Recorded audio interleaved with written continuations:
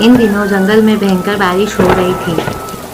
लगभग हर दिन बारिश ही होती थी, कभी सुबह तो कभी शाम को। ऐसे में पक्षियों को बड़ी कठिनाई का सामना करना पड़ रहा था।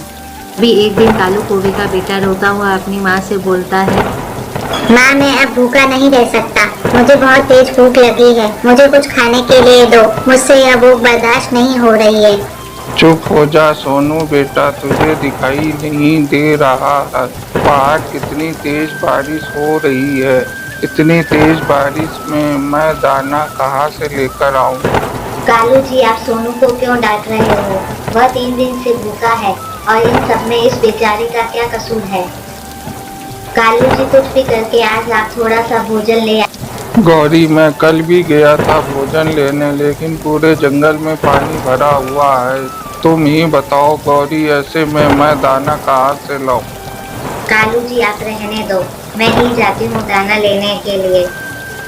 अपने बच्चे के लिए मैं कुछ ना कुछ तो लेती ही। गौरी, तुम ध्यान से जाना, ऐसे मौसम में भूखे चील अपना शिकार ढूंढते हैं। चील के खा जाने के डर से मैं अपने बेटे को भूखा मरते नहीं देख पाऊंगी।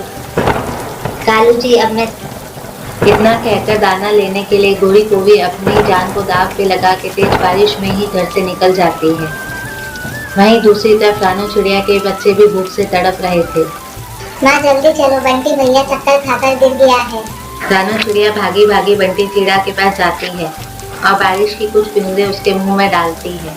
फिर बंटी को धीरे धीरे होश आता है और वह अपनी आंखें खोलता है। बंटी, मेरे बच्चे, तुम ठीक तो हो ना? हाँ माँ, मैं ठीक हूँ। बस थोड़ी सी कमजोरी आ गई थी।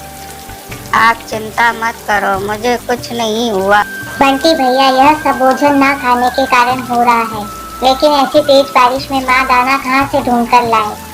टोनी बेटा, तुम अपने भाई के पास ही रहना और उसका ध्यान रखना। मैं बाहर जा रही हूँ दाना ढूंढने। कहीं ना कहीं से तो भोजन लाना ही पड़ेगा, वरना भूखा रहने के कारण आप दोनों बीमार हो सकते हो। माँ, आप चिंता मत करो, मैं भूखा रह लूँगा, लेकिन आप इतनी तेज बारिश में बाहर मत जाओ। और आपको पता है ना, कल बुलबुल चिड़िया की माँ को चील पकड़ के ले गई। आप प्लीज बाहर मत जाओ। बच्चों, तुम चिंता मत करो, मुझे कुछ नहीं होगा। मैं जल्द ही वापस घर आ जाऊंगी। तब तक तुम दोनों अपना ध्यान रखो। इतना बोलकर रानू चिड़िया भी भोजन की तलाश में घर से बाहर निकल जाती है। बाहर तेज बारिश हो रही थी। आसमान में चारों तरफ काले काले बादल छाए हुए थे। कुछ भी ठीक से दिखाई नहीं दे रहा था। वहीं दूसरी तरफ गोरी कौवी भी भोजन की तलाश में इधर उधर घूम रही थी। तभी उसे रास्ते में एक डंडा पड़ा हुआ दिखाई देता है। ये डंडा, एक काम करती हूँ, इसे मैं अपने पास रख लेती हूँ। अगर रास्ते में मुझे चील मिल भी गई तो मैं उसकी इसी डंडे से पिटाई कर दूंगी। फिर गोरी कौवी उस डंडे को अपने कंधे पर रख के आगे की तरफ निकल जाती है। भूखा चील पत्तेदार पेड़ों के बीच में छुपकर बैठा हुआ था। तभी उसकी नजर रानू चिड़िया पर जाती है। आ गया शिकार, आज तो इस छोटी चिड़िया को पकड़ के ले जाऊंगा। मेरी पत्नी इसका मांस खा के बहुत खुश होगी। चील एकदम चौकन्ना हो जाता है अपना शिकार पकड़ने के लिए, लेकिन रानू चिड़िया को कहाँ पता था कि चील पत्तों में छिपकर बैठा है। वह उसी पेड़ के बिल्कुल पास से जाती है। तभी चील एकदम से उस रानू चिड़िया को दबोच लेता है। इतनी भी छोटी नहीं है ये चिड़िया, इसे खाकर तो हम दोनों पति पत्नी का पेट भर जाए। मुझे छोड़ दो, भगवान के लिए मुझे जाने दो। मेरे बच्चे घर पर भूखे हैं, वह दोनों मेरा इंतजार कर रहे हैं। चुप हो जा, एकदम चुप। अगर मैंने तुझे छोड़ दिया तो मैं तो भूखा ही मर जाऊंगा। तू तो आज मर के ही गया। वह चील उस चिड़िया से बात कर रहा होता है। तभी गोरी कौवी उन दोनों को देख लेती है। अरे बाप रे, मुझे कुछ भी करके रानू चिड़िया को बचाना होगा उस दुष्ट चील से। वह भी शायद अपने बच्चों के लिए दाना लेने आई होगी। फिर गोरी कौवी बिना कुछ सोचे समझे उस चील पर हमला कर देती है। वह उस चील को डंडे से मार मार कर बेहोश कर देती है। रानू बहन, तुम ठीक तो हो ना? तुम्हें कोई खरोच तो नहीं आई? गौरी बहन, मैं बिल्कुल ठीक हूँ। अगर आज आप समय पर ना आती तो वह दुष्ट चील मुझे मार देता। मैं कैसे आपका धन्यवाद करूं? आपने आज अपनी जान दांव पर रखकर उस दुष्ट चील से बचाया है। बस करो रानो बहन, मैं इतनी भी निर्दय नहीं हूँ जो मैं तुम्हें ना बचाती। और वैसे भी मैं तुम्हें कितना परेशान करती हूँ, लेकिन फिर भी तुम हमेशा मेरी मदद करती हो।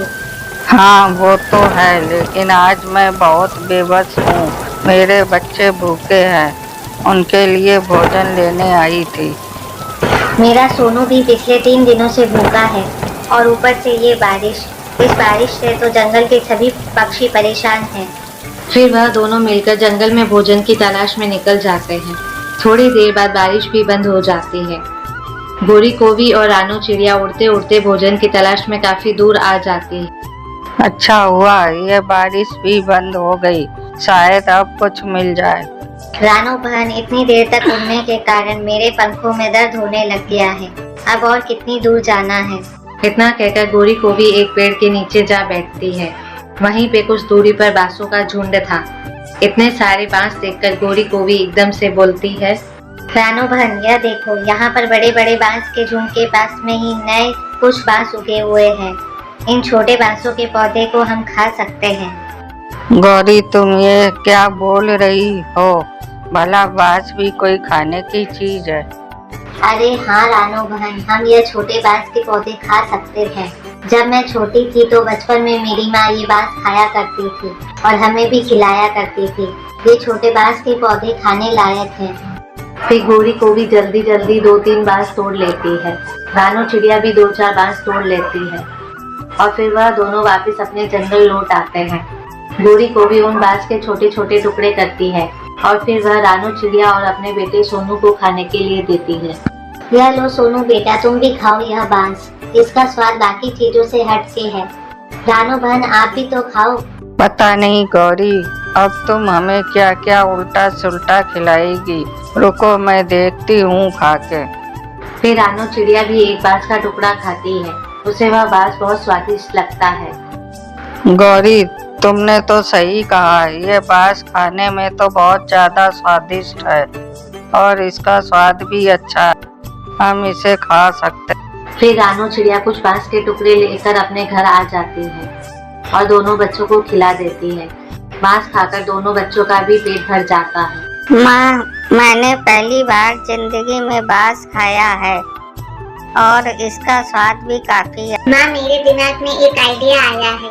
क्यों ना आप जैसे हमारे लिए गरम गरम खिचड़ी बनाती हो, वैसे ही आप अगर इन कुछ कच्ची बांसों से भी बना दो तो खाने में यह और भी ज्यादा स्वादिष्ट लगेंगे।